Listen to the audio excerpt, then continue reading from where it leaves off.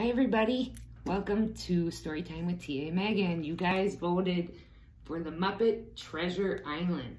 Now Treasure Island is a very long book. This is a summary of a really good book. So as usual, oh, you also voted that you like seeing my face when I read. Interesting. So I'm gonna read the words and then show you the pictures.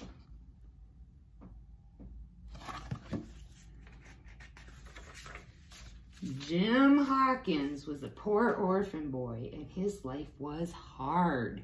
He worked long hours at the Admiral Benbow Inn, waiting on rowdy sailors.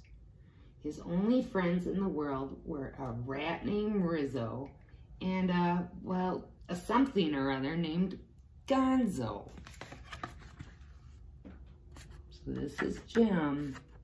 This is Gonzo, and there's Rizzo. And these are all the rowdy sailors. One of the guests at the inn was an old pirate named Billy Bones. Billy loved to tell Jim about a treasure that was buried on a far-off island. Billy hinted that he had a map to the treasure. "But ya watch out," said Billy. "Beware of the one-legged man." Well, one night in the inn was stormed by a band of black-hearted pirates looking for Billy's treasure map. "Take it," Billy told Jim. "Run, run, me lad." And Jim and his friends escaped with the map. Here they go, they're running away with the map.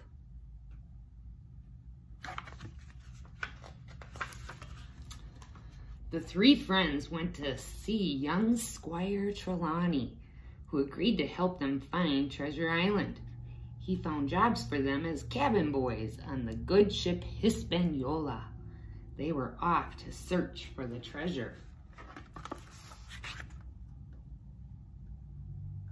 So there they are at their new jobs on the Hispaniola, which is a big ship. I think it's a schooner.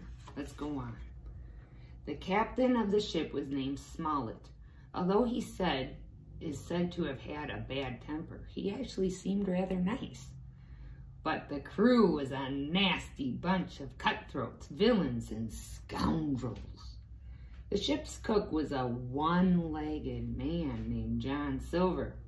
Jim remembered Billy Bones' warning about this man, but Long John seemed so friendly.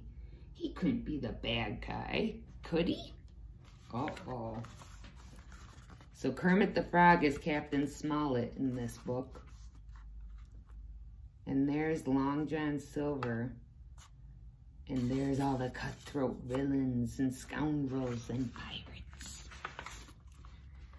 The pirates suspected that Jim had that treasure map.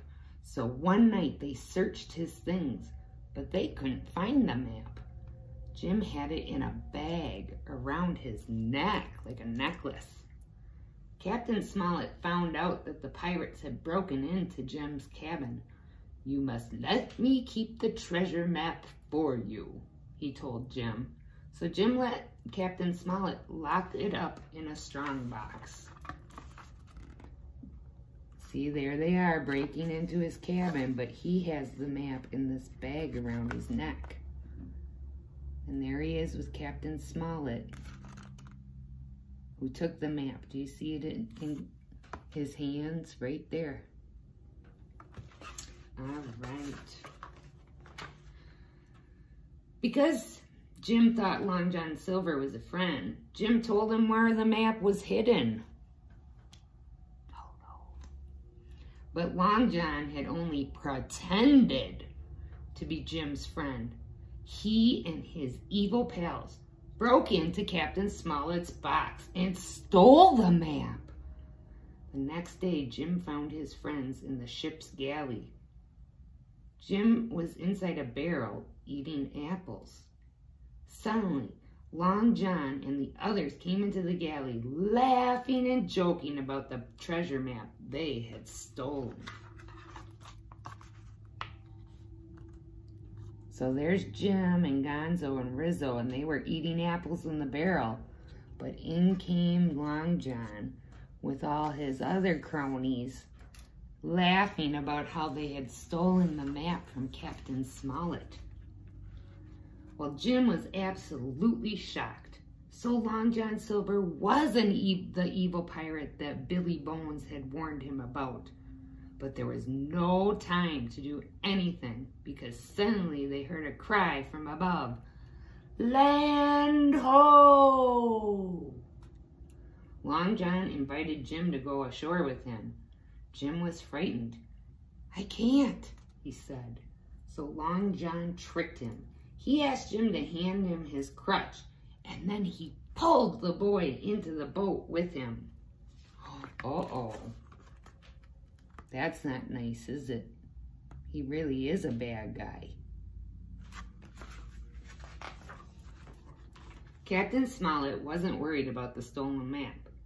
Oh, we'll just leave Silver and his men here and return in a year with an honest crew, he declared. But then Rizzo pointed out the window. We can't leave, said Rizzo. The pirates have Jim. There was nothing for Captain Smollett to do but to go ashore and rescue Jim. The pirates were already on the trail of the treasure.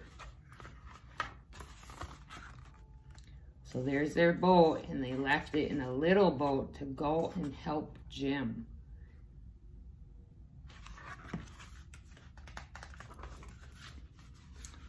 But when Captain Smollett reached the island, he was in for a nasty surprise. It was ruled by a ferocious tribe of wild boars. The king of the boars ordered his gang to tie up Captain Smollett, Gonzo, and Rizzo. The boars sang and danced while they waited for their queen, Boom Shakalakal, to arrive. There's all the boars.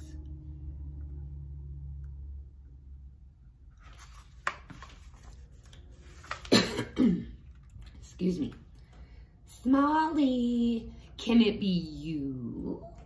Gasped the queen of the boars. It turned out that the queen was really Benjamina Gunn, and once she had also married Smollett, but he left her at the altar. So she'd gone off with a pirate captain and ended up on this island. Benjamina was still pretty mad at Captain Smollett. Soon, long after John Silver captured Captain Smollett and Benjamina, demanded to know where the treasure was hidden. Benjamina said it was at her house, and the pirates ran off to find it. And since they were hanging around together, Benjamina decided to forgive her old sweetheart, Captain Smollett. Who is Benjamina, played by Miss Piggy. And they're hanging upside down. Uh-oh, how are they going to get out of that predicament? While Silver searched for the treasure, Jim and his friends escaped back to the ship and sailed it to shore to rescue Captain Smollett and Benjamina. After a big fight, the captain and his lady were saved. And by this time, Silver had returned to the ship with the trunks of treasure. When things began looking bad for the pirates, he decided to slip away in one of the small boats. Unfortunately, that boat had a leak. There was nothing Silver could do but swim ashore and spend a nice, long time with the wild boars.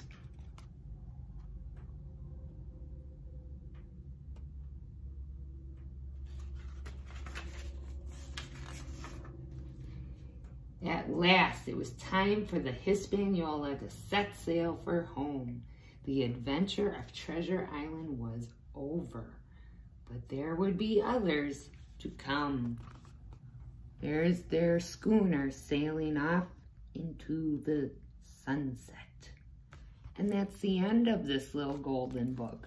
I hoped you liked the Muppets rendition of Treasure Island. I thought that was a great choice.